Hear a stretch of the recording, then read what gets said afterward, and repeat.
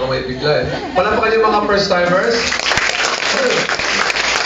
Well, first time ko po dito sa Kawayan na mag-conduct ng seminar. I'm very excited. Kahapon ako ay nasa Tugigaw. Okay ka lang ito. Santiago. Santiago. Isang araw sa Tugigaw. Bukas uwi na ako back to Manila. Tapos Singapore naman ang next trip ko. Anyway, my name is Anel Limpid. Ako po yung training director ng Global. Ang trabaho ko po ay mag-guide sa mga distributor kung paano maging successful sa buhay.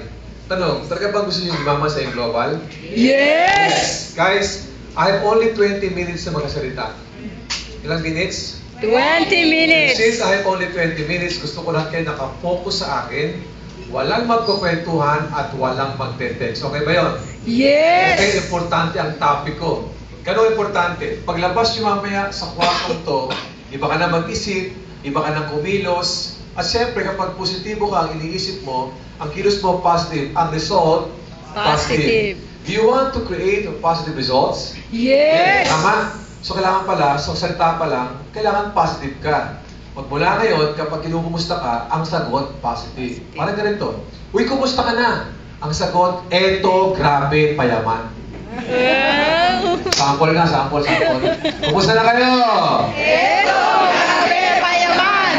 First time, payaman. Di ba? Kailangan feel na feel mo. Di ba? Eto, grabe, payaman. Kasi kung hindi kayo iniwala na yaman ka, paano kayo yaman? Kung pagsalita pa lang at pagsabi hindi nyo magawa, paano ko magiging successful? O isa pa, kumusta na kayo? Eto, grabe, payaman! Halos nagpuputo dapat yung mga ugat sa mundo. Kung sinasabi yan. O Las, kumusta na kayo?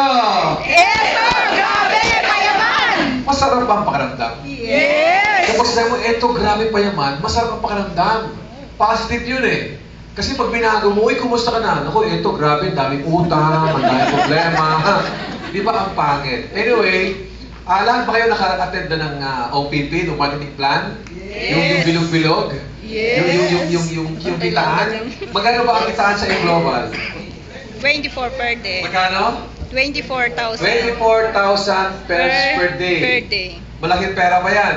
Yes! So, nung nakita mo yan, kapag kumikita ka ba ng 24,000 a day, tingin nyo, magbabago ang buhay ninyo? Yes! Of course, tama. Pero minsan, maraming mga tao hindi tumutuloy sa Global. Kasi masyadong malaki ito. Parang too good to be true. Parang hindi ka panipaniwala. Ang ibang distributors, kaya hindi nagiging successful kasi unang attend pa lang ng seminar, ayaw agad maniwala. Nagdududa ka agad. Why? Kasi po ang 24,000, kinikita yan sa loob ng 2 buwan kung kayo ay empleyado. Tapos kapag umati ka sa Global, sabihin sa'yo, 24,000 pesos per day, grabe, hindi ka maniniwala. Hindi kaya ma-absorb ng utak mo, hindi ka panipaniwala. Ladies and gentlemen, ang purpose po ng training na to, para iparealize sa inyo lahat na kung kayo ay nagdududa, normal kayong tao. Yun nga lang, ang duda ninyo, huwag niyong papatagalin. Ang dapat nyo gawin, burahin yan, at palitan ng 3 letra. Try mo lang. Tama? Paano nyo malalaman sa bagay kung totoo o hindi kung di mo subukan? Do you agree? Yes! Paano malalaman kung may maniniwala sa'yo, kung may sasama sa'yo, kung di mo subukang imbitahan? Lahat ay nag-uumpisa sa subok-subok lang. Para pagkain po yan eh. Paano nyo malalaman ng lasa kung di ninyo itikman? So sa Global, ganun din. Subukan mo lang. Guys, congratulations. The moment umattend ka ngayon sa seminar na to, sumusubo ka na. Will kasi matuto. Yun nga lang, kapag ginagawa mo to, sabi ng speaker, subok-subok lang daw. Ano bang gagawin? Ang sabi sa atin, para kitain mo 24,000 a day, kung ikaw ito, ang gagawin nyo, once maging member ka, mag-iimbita ka ba ng mga kilala mo? Ang tawag doon, yung mga case system, kaibigan, kamag-anak, kumare, kumpare. Yun ang iimbitahin nyo. Tama ba? Yes! Ito po ang good news. Nung nakita mo malaking kitaan, mag-iimbita ka. At ang masakit, kung sino pa yung tao na inaasahan mo, sasama, sasali, susuporta, sila pa ang kontrabida. Yes? Ang tawag doon, rejection. Tama? Ito ang number 1 reason kaya may mga distributor hindi tumutuloy sa Global. Kasi sabi ng kaibigan mo, sponsor mo, imbitahin mo yung kaibigan mo ha, kakilala mo ha, ikaw naman tuwang-tuwa, mag-iimbita. At habang iniimbitahan mo, nakatingin lang sa'yo at pagtatawanan ka. Sabi mo, uy, gusto mo kumita ng pera? Ang tanong sa'yo, ikaw, kumikita ka na ba? Sabihin mo, hindi pa. Uy, may kotse. Ikaw, may kotse ka na ba? Wala pa, di ba? So, ibig sabihin, yung imbitahan mo, to see is to believe eh. Yes. Kung meron kitaan, ang tanong kung magkano kinikita mo. Kapag wala ka pang resulta, hindi maniniwala sa'yo yung mga prospect nyo. Ibig sabihin, doon pa lang, nireject ka na. At kapag nireject ka na, nasaktan ka. Nung nasaktan ka, ayaw mo na. Kasi walang taong gustong nare-reject. Tama? Parang panliligaw yan eh. Pag nanligaw ka, at hindi ka sinagot ng babae, binasted ka, rejection ba yun? Yes. Masakit bang ma-reject? Yes. Tama. Ano ba ang pakiramdam, mga lalaki? Ano ba ang pakiramdam nung nababasted? Ano pakiramdam? Hindi ko kasi alam eh. Paano ba yun? Ang tawag doon yabang, di ba? Paano nyo malalaman kung ikaw ay sasagutin ng babae o hindi kung di mo susubukan ligawan? Tama? Yun nga lang, may mga lalaki na natakot, baka ako mabasted eh. Ibig sabihin, pag nabasted ako, parang pangit ako. Correct? Guys, ang rejection ay normal. Alam nyo bang wala pa kayo sa global, kayo ay nare-reject na? Alam nyo ba yan? Tama? Hindi lahat ang gusto mo sa buhay mo, nakuha mo, rejection nyo. Sino rito yung nag-commute lang, sumakay sa jeep, papunta rito? May mga jeep ba dito? Tricycle. Tricycle? Tricycle. Walang jeep? Meron din jeep. Meron din. Karamihan tricycle. May pagkakataon ba na nagpara ka ng tricycle? Tricycle!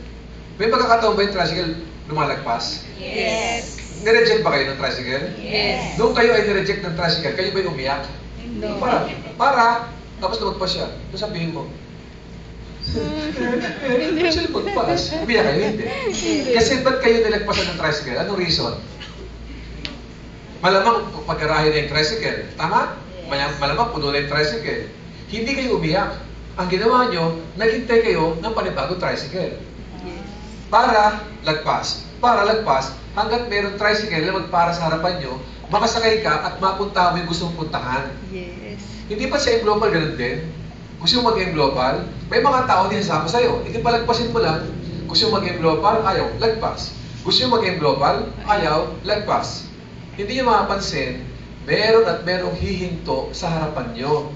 Sasama sa inyo at sabay nyo kukunin ang inyong pangarap dito sa A-Global.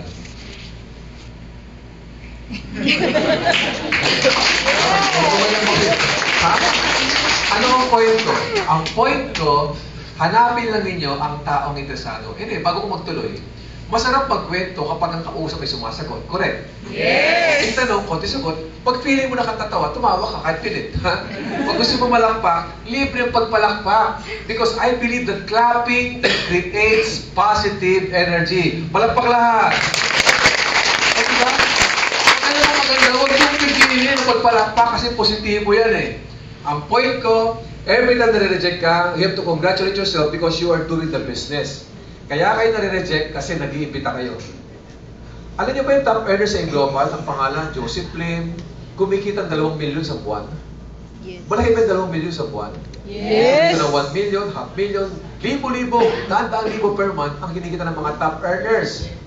Ang question, yung mga taong yon na very, very successful sa global, hanggang ngayon, sila ba ay nag-i-invite pa rin?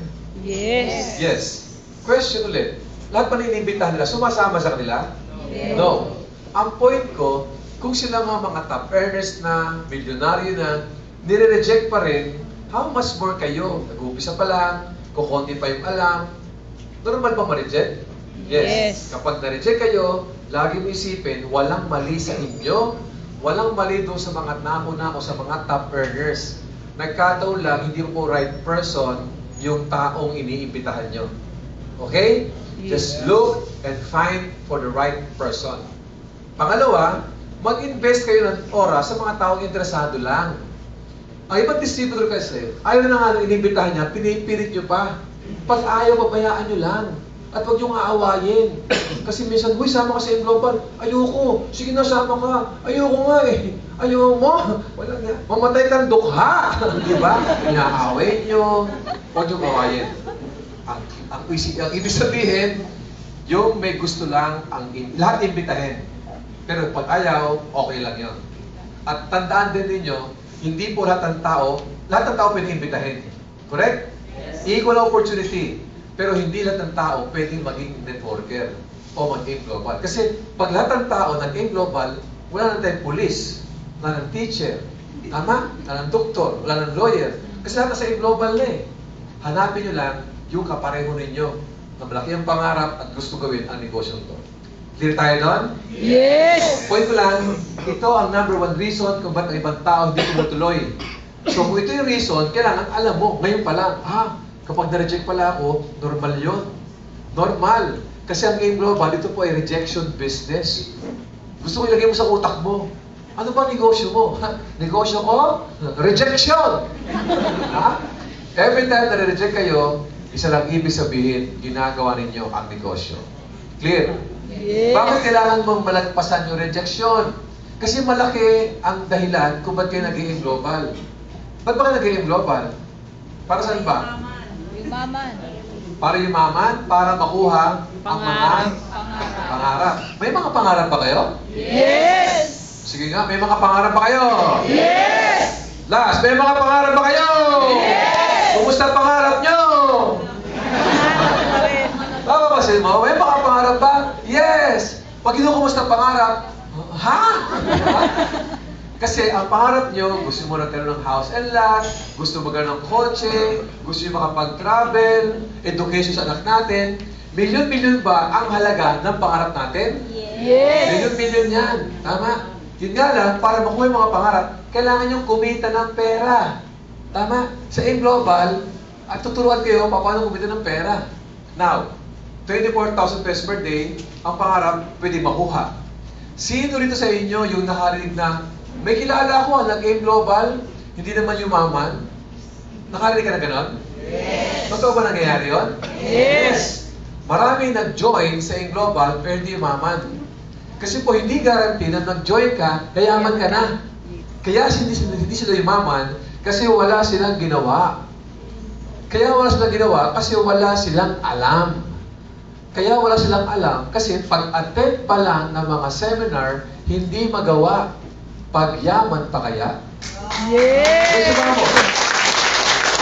Ang ibig ko sabihin, para maging successful ka sa global, kailangan alam ninyo ang ginagawa nyo. Ako po ay magtuturo sa inyo. Tama? Merong proven system ang Aim Global. When you say proven system, napatunayan na ng maraming beses. Almost 1,000 na po na distributor ang naging milyonaryo sa Aim Global. Yes! Maraming tao ba yun? Bakit naging milyonaryo? Kasi ginawa nila ng tama ang negosyo. Yung sistema na yun ang ituturo ko sa inyo. Ngayon, para ako yung maintindihan, kailangan nakabukas ang isipan ninyo.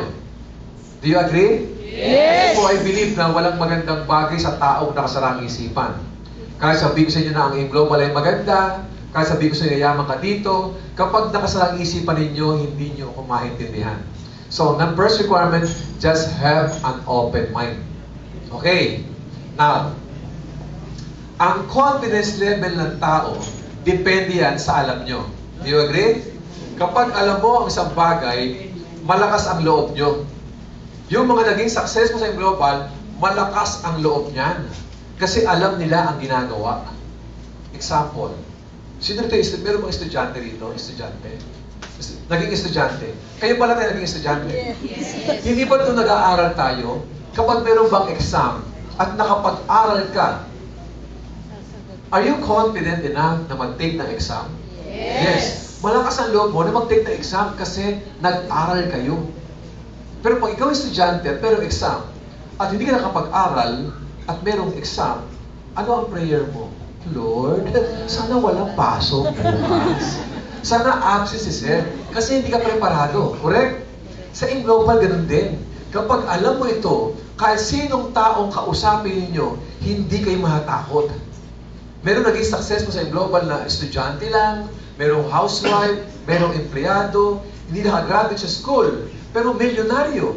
Kasi kahit ang kausap nila ay malaking tao, magagaling, mayayaman, matalino, hindi sila natatakot kasi alam nila ang sinasabi nila.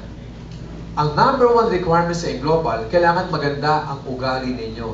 Kailangan may tatawag kayong good learning and listening attitude. When you say attitude, ugali. Pagkasabi nga attitude. Attitude. 85% para maging successful ka sa global, kailangan yung pride mo, tanggalin mo. Huwag kang maging mayabang. Tama? Kasi pagpasaway ka dito, mahirapan ka dito. Yung ba tipong, uy, ate ka na seminar. Ako seminar, alam ko na yan. Di ba? Pag meron kayong acne, alam yung acne? Alam ko na yan, attitude, hindi ka aangat dito. Tandaan nyo, iba yung alam sa narinig. Tama? Kasi kung ito'y alam mo na, dapat mayaman ka na ngayon.